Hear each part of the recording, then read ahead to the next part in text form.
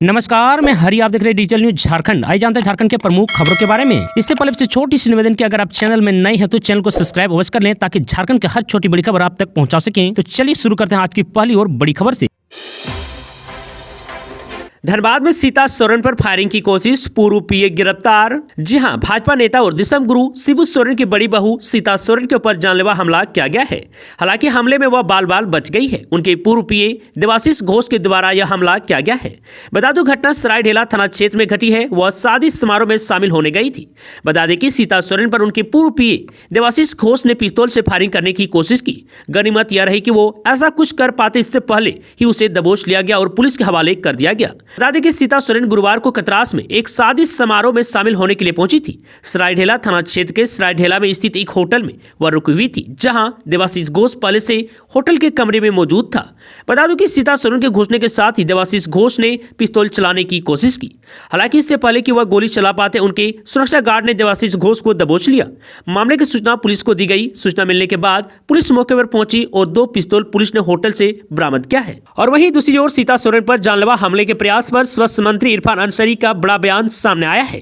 झारखंड विधानसभा परिसर के बाहर मंत्री इरफान अंसारी मीडिया से बात करते हुए कहा कि भाभी सीता सोरेन गलत हाथों में है। यानी कि इरफान अंसारी इनडायरेक्टली बीजेपी पर आरोप लगा रहे हैं। उन्होंने यहां तक कह दिया है कि उनके आसपास के लोग सही नहीं हैं और उसी का ये साइड इफेक्ट है। झारखंड में जल्द लागू होगा पैसा कानून, दीपिका पांडे सिंह का बड़ा ऐलान। जी हां, ग्रामीण विकास एवं ग्रामीण कार्य विभाग की मंत्री दीपिका पांडे सिंह ने विश्वास दिलाया है कि राज्य के जनजातीय इलाकों के लिए जल्द ही पैसा कानून लागू कर दिया जाएगा। उन्होंने कहा कि 2022 में ही पैसा नियमावली बनाई गई थी। उस पर कुल 262 सुझाव आए। इनमें से 145 सुझाव को नियमावली में शामिल किया गया है। आपको बता दूं कि नियमावली को अंतिम रूप दिया जा रहा है। मुख्यमंत्री के साथ विमर्श के बाद इसे अंतिम रूप दे दिया जाएगा और राज्य में पैसा कानून लागू हो जाएगा। आपको बता दूं कि दीपिका पांडे सिंह शुक्रवार को सदन में ग्रामीण विकास, ग्रामीण कार्य, पंचायती राज व वन एवं पर्यावरण विभाग की अनुदान मांगों पर हुई चर्चा के बाद जवाब दे रही थी। बता दें कि विपक्ष के बहिष्कार के बीच ग्रामीण विकास विभाग का 9,841 करोड़ 41,61,000 रुपए के अनुदान मांग को ध्वनिमत से पारित कर दिया है। झारखंड के लोगों को लगेगा बिजली का करंट, 1 अप्रैल से होगा महंगा, तो वही फिक्स चार्ज में भी होगी बढ़ोतरी। जी हां, झारखंड में बिजली की दर में बढ़ोतरी हो सकती है। वित्तीय वर्ष 2025-26 में बिजली ट्रैफिक निर्धारित करने को लेकर कार्यवाही शुरू हो गई है। जानकारी के मुताबिक JVVNL ने घरेलू उपभोक्ताओं की बिजली की दरों में प्रति यूनिट 2 रुपये बढ़ाने का प्रस्ताव दिया है। वर्तमान में शहरी क्षेत्र के उपभोक्ताओं का बिजली दर 6 रुपये 65 पैसे प्रति यूनिट है। वहीं 2 रुपये बढ़ जाने से इसकी दर 8 रुपये 65 पैसे प्रति यूनिट हो जाएगी। वहीं ग्रामीण क्षेत्रों के बिजली उपभोक्ताओं की दरों में भी 6 रुपये 30 पैसे से बढ़ाकर 8 रुपये करने का प्रस्ताव है। वहीं आपको बता दूं कि झारखंड राज्य विद्युत नियामक आयोग बिजली ट्रैफिक पर जन सुनवाई की प्रक्रिया आरंभ करेगा। इसकी शुरुआत 19 मार्च को चाईबासा में होगा। इसके बाद 20 को धनबाद में, 21 मार्च को देवघर में, 24 मार्च को डाल्टनगंज में और 25 मार्च को रांची में जन सुनवाई होगी। वहीं 26 मार्च को राज्य विद्युत सलाहकार समिति की बैठक में ट्रैफिक पर सहमति ली जाएगी और वहीं 31 मार्च को नए ट्रैफिक की घोषणा संभव है, जो 1 अप्रैल 2025 से लागू हो जाएगी। और वहीं बिजली ट्रैफिक के अलावा फिक्स चार्ज में भी 100 रुपये प्रति माह से बढ़ाकर 200 रुपये करने का प्रस्ताव है। वहीं ग्रामीण क्षेत्रों का फिक्स चार्ज भी 75 रुपये से बढ़ाकर 150 रुपये करने का प्रस्ताव दिया गया है। इसके अलावा DHST यानी कि आवासीय कॉलोनी या अपार्टमेंट का बिजली दर में भी 6 रुपये 25 पैसे प्रति यूनिट से बढ़ाकर 9 रुपये 50 पैसे प्रति यूनिट करने का प्रस्ताव है। वहीं फिक्स चार्ज में भी 150 रुपये से बढ़ाकर 250 रुपये होगी और वहीं कॉमर्शियल उपभोक्ताओं की दर में भी 4 रुपये 90 पैसे प्रति यूनिट की दर से बढ़ोतरी होगी। हेमंत सोरेन से मिले फिल्म जगत के शत्रुघ्न सिन्हा। जी हां, मुख्यमंत्री हेमंत सोरेन से मुख्यमंत्री आवास कार्यालय में शुक्रवार को लोकसभा सांसद और फिल्म अभिनेता शत्रुघ्न सिन्हा ने मुलाकात की। मुख्यमंत्री के साथ उनकी यह शिष्टाचार भेंट थी। इस मौके पर मुख्यमंत्री के साथ उन्होंने झारखंड राज्य में फिल्मों के निर्माण एवं शूटिंग की संभावनाएं, स्थानीय कलाकारों को बेहतर प्लेटफॉर्म उपलब्ध कराने समेत कई विषयों पर चर्चा की। नेता प्रतिपक्ष चुने जाने पर इरफान अंसारी ने बाबूलाल मरांडी से की मुलाकात और दी शुभकामनाएं। जी हां, भाजपा विधायक दल के नेता चुने जाने और नेता प्रतिपक्ष बनने पर झारखंड के कांग्रेस विधायक इरफान अंसारी ने विधानसभा में बाबूलाल मरांडी से मुलाकात कर उन्हें बधाई एवं शुभकामनाएं दी। इस मौके पर इरफान अंसारी ने कहा, आपकी यह नई जिम्मेदारी लोकतंत्र और सशक्त विपक्ष को मजबूत करने में सहायक सिद्ध हो, यह मेरी कामना है। साथ ही राज्य हित में लिए गए फैसलों पर सत्ता पक्ष को विपक्ष का भरपूर सहयोग मिलेगा, ऐसी ही अपेक्षा करता हूं। उन्होंने बाबूलाल मरांडी के उज्जवल कार्यकाल की कामना भी की और उम्मीद जताई है कि उनकी नेतृत्व क्षमता से विधानसभा में सकारात्मक बहस और रचनात्मक विपक्ष की भूमिका देखने को मिलेगी। आज झारखंड के सभी पर्यटन स्थलों में महिलाओं को मिलेगी फ्री एंट्री। जी हां, अंतर्राष्ट्रीय महिला दिवस के अवसर पर झारखंड पर्यटन विभाग राज्य की महिलाओं के सम्मान में एक विशेष पहल की है। इसके तहत इस वर्ष 8 मार्च यानी कि आज राज्य के सभी पर्यटन स्थलों, पार्कों, झरनों और विशेष रूप से पतरातू लेक पार्क में महिलाओं के लिए प्रवेश पूरी तरह से निःशुल्क रहेगा।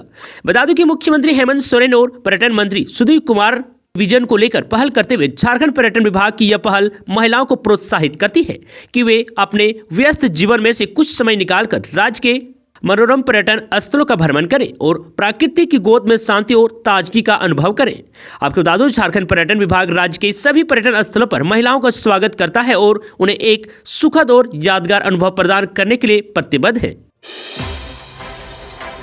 मार्च में केवल इन महिलाओं के खाते में मैया सम्मान योजना की राशि जाएगी, हेमंत सरकार ने कर दिया क्लियर। जी हां, झारखंड विधानसभा में मुख्यमंत्री हेमंत सोरेन ने मैया सम्मान योजना पर बड़ा अपडेट दिया है। उन्होंने सदन के भीतर ऐलान कर दिया है कि होली से पहले 2 माह की राशि का भुगतान हो जाएगा। उन्होंने कहा है कि लाभुक महिलाओं के सत्यापन और सीडिंग का कार्य पूरा हो चुका है, उनके खाते में यह राशि शीघ्र ही भेज दी जाएगी। आपको बता दें कि मुख्यमंत्री हेमंत सोरेन ने कहा है कि विभिन्न जिलों से प्राप्त रिपोर्ट के अनुसार अब तक 40 लाख महिलाओं का सत्यापन हो चुका है।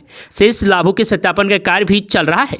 जिनका सत्यापन हो चुका है उनके खाते में यह राशि होली से पहले चली जाएगी। हालांकि महिला समाज कल्याण तथा सामाजिक सुरक्षा विभाग ने मार्च तक की राशि भी सभी जिलों को भेज दी है। ऐसे में मार्च के महीने भुगतान भी इसी माह हो सकती है।